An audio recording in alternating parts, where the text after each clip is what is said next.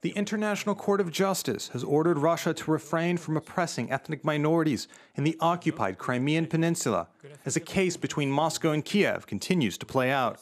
These so-called provisional measures should prevent, quote, irreparable harm by allowing the Crimean Tatar community to preserve its representative institutions, including the Mejlis, and ensuring the availability of Ukrainian language education in Crimea. While the court denied Ukraine's request for provisional measures relating to the Convention on the Funding of Terrorism, arguments on the case will still be heard.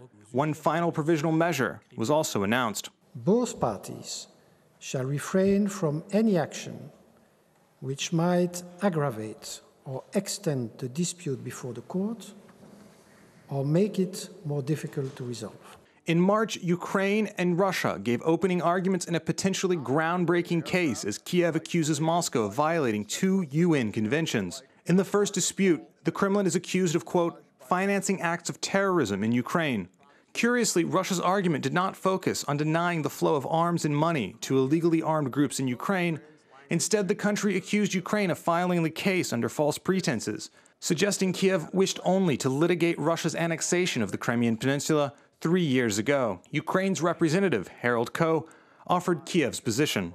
But Russia's actions since tell a different, louder story, that those who would carry out terrorist violence against Ukraine civilians have a great friend in Russia, that the Russian Federation not only fails to prevent private individuals from supporting terrorism in Ukraine, but lets its major Russian banks serve as conduits for money to be sent to groups engaged in terrorism in Ukraine. That Russia not only flagrantly violates its obligation to prevent the financing of terrorism, but itself engages in the financing of terrorism.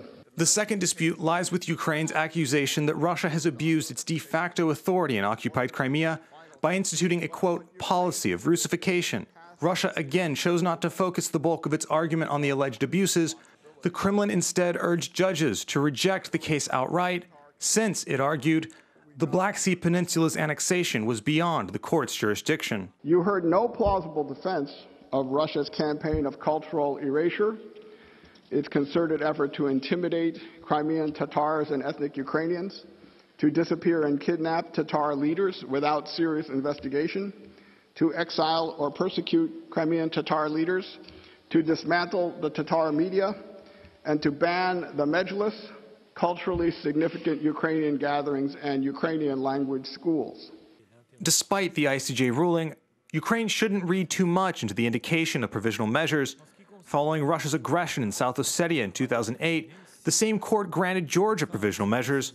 However, Tbilisi eventually lost their case. And although rulings are final and binding, the court has no means of enforcement.